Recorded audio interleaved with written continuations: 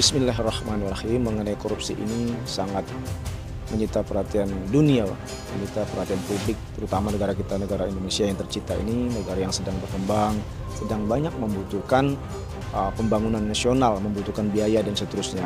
Ironis sekali ya, dan ini sangat merugikan anak bangsa. Karena di luar sana masih banyak yang mereka tidak makan, tidak punya tempat tinggal dan seterusnya. Mereka yang tidak bersekolah karena nggak punya uang. Di dalam ajaran agama kita di surat Al-Baqarah ayat 188 Allah berfirman, Bismillahirrahmanirrahim, wala ta'kulu amwalakum bainakum bil batil. Dan carilah kamu nafkah dengan jalan yang halal. Jangan kamu mencari harta dengan jalan yang batil. Dalam arti dengan jalan yang tidak halal. Selama Islam, segala sesuatu yang masuk ke tubuhnya itu dengan jalan yang tidak halal, ini kan adalah dosa yang sangat besar bagi si suami tadi. Kalau istri atau anak mungkin dia tidak mengetahui. Cuman ini sangat dilarang di dalam ajaran agama Islam. Karena memasukkan suatu benda atau menafkahi keluarga dan istrinya dengan jalan yang tidak halal. Hadisnya sudah jelas. Berjalanlah kamu di muka bumi ini mencari nafkah dengan memuliakan diri, dengan kemuliaan diri. Karena kalau kita mencari nafkah harus dengan jalan yang halal, dengan hasil keringat kita sendiri, tidak mengambil hak orang lain seperti itu. Mengambil yang bukan hak kita ini adalah ganjarannya neraka jahanam. Karena apa? Segala sesuatu yang merugikan orang lain, mengambil hak orang lain adalah neraka yang paling dahsyat, di kerak neraka. Itu ancaman agama kita mengatur bahwa tidak boleh memakan hak orang lain.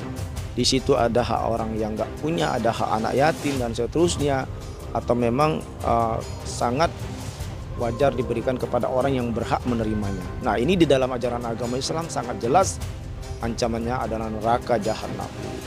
Artis ini kan, istrinya ini kan dulunya muslim kan, tetapi dengan berjalan waktu dia berpindah keyakinan. Itu tidak masalah, itu kan urusan pribadi ya. Cuman kalau pernah Islam itu kan setidaknya dia tahu masa lalu, bahwa mengetahui di dalam ajaran agama Islam itu mengambil hak orang lain itu tidak dibenarkan, memakan harta orang lain. Nah, ini sangat-sangat diharamkan, apalagi dengan jumlah yang sangat besar, triliunan rupiah seperti ini. Agama manapun juga mengajarkan bahwa memakan hak orang lain itu dosa besar.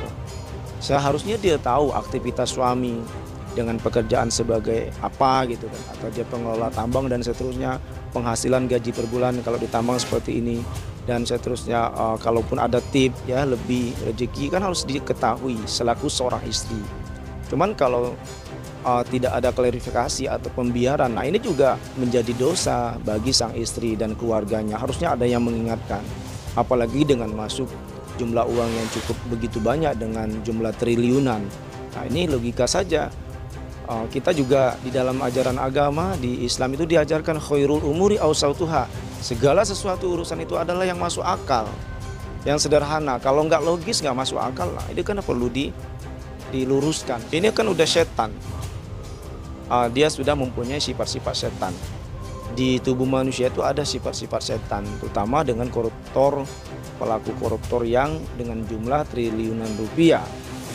Nah, jumlah korupsi yang sangat besar. Kan ini dia sudah kerasukan setan, memang udah setan. Kalau dia masih mempunyai hati nurani kan pasti berpikir, oh di sana, di daerah terpencil, di luar sana masih banyak saudara-saudara kita yang nggak makan, mereka yang nggak punya tempat tinggal, mereka yang nggak kesana kemari belum punya kerjaan, yang sangat keterbatasan, ada yang orang mau berobat ke rumah sakit nggak punya uang dan seterusnya. Nah, logika saja, apakah tega mengkhianati negara sendiri, mengkhianati anak bangsa ini? Ini kan salah satu benar-benar orang-orang yang sangat biadab ya, jahat, melakukan kejahatan yang sangat luar biasa. Di luar sana mereka nggak makan ya, sangat ada juga yang tidur di emperan dan seterusnya, karena nggak punya ini kan, nggak punya tempat, nggak punya wadah. Mereka yang hidup dengan bergelimang harta, berpesta pora, berpoya-poya. Nah ini, nauzubillah min zalik, orang-orang seperti adalah orang-orang yang benar-benar uh, raja tega seperti itu, orang yang nggak punya hati. Jadi dia di akhirat disiksa, juga di dunia juga tersiksa seperti ini. Pada seluruh anak bangsa, seluruh pejabat aparat penegak hukum dan seterusnya, pejabat negara, kita harus teguhkan iman kita.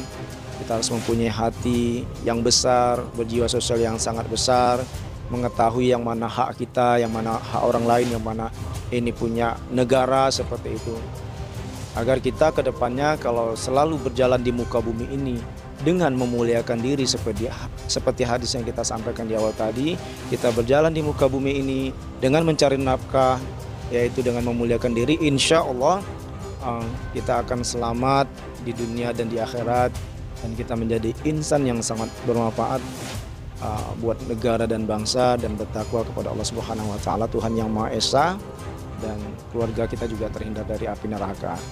Seperti itu, marilah kita berjalan di muka bumi ini mencari nafkah, mencari harta dengan memuliakan diri.